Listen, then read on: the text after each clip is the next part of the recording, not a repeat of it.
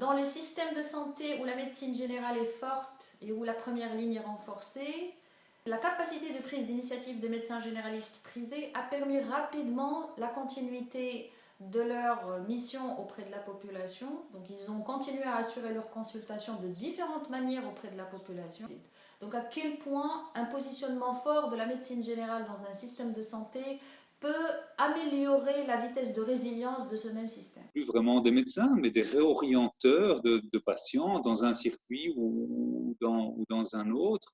Et très rapidement, il y a eu beaucoup d'initiatives pour aider les structures hospitalières. Il fallait qu'on retrouve notre place, d'essayer quand même de rassurer les gens, de dire que tout le monde n'allait pas aller en réanimation, que 85% des cas étaient quand même des cas qui allaient guérir tout seuls, et que pour ça, la médecine générale avait toute sa place dans la prise en charge, non seulement pour les autres malades, mais aussi pour ceux-là. Et ça nous a donné l'idée qu'il fallait qu'on produise très vite un matériau adapté aux généralistes, un appel massif à la téléconsultation, puis aussi sur la consultation téléphonique, entière payant, donc les médecins pouvaient consulter tout en étant payés, donc ça a été quand même une phase importante pour vider les cabinets. Cette initiative a voulu qu'on oriente vers ces centres les gens qui avaient des symptômes susceptibles d'être du Covid. Ça a été ça le principe, à la fois pour protéger les patients et nous protéger aussi parce que ces centres se sont vus dotés d'un peu plus de matériel que nous. Donc on a voulu faire rapidement ce qu'on appelle des centres de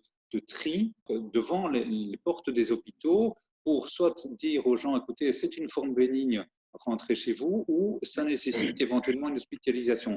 Maintenant, seulement 5 patients dans chaque salle d'attente. Les patients qui veulent seulement les ordonnances, les formulaires ou quelque chose d'autre doivent rester à l'entrée, très proche à la réception. Exactement. Il y a un protocole, c'est écrit.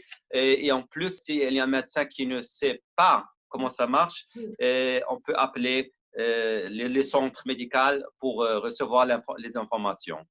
Alors qu'en région, la majorité des hôpitaux reposent sur les épaules des médecins de famille avec quelques spécialistes consultants. Il y a eu, dès le départ, un encouragement à faire plus de consultations par téléphone ou par service virtuel, ce qui n'était pas des services offerts habituellement dans notre panier de services au niveau de l'État. Donc, ça a permis ça à une vitesse grand V. Là. Donc, maintenant, beaucoup de planage ou sans rendez-vous, on l'évalue d'abord au téléphone, puis si vraiment on doit examiner la personne, on les fait venir dans les heures suivantes. Donc, on a mis en place des systèmes pour rappeler nos patients. En fait, également un triage téléphonique qui est fait par le personnel à l'accueil pour éviter que les gens avec la fièvre ou des symptômes de COVID se présentent. Il y a, dans toutes les régions, il s'est mis en place des cliniques désignées d'évaluation, donc les CDE, qui sont les endroits justement où on a centralisé les équipements de protection pour essayer d'éviter la pénurie. Donc, toute personne qui présentait des symptômes d'allure grippale ou de COVID ou de fièvre pouvait être, si nécessitait une évaluation en personne, était désignée vers un de ces centres-là.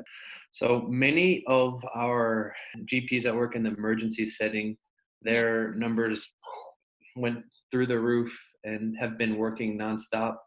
Those in the clinic, more standard clinical setting, an outpatient clinic. Some have had to close down all the way, while others have still been able to operate, but with appropriate measures that keep patients apart. Put them in with a specific part of the day so that only like really well visits are at the same time, and those sick patients try to put them together at the same time as well, instead of mixing sick and healthy patients.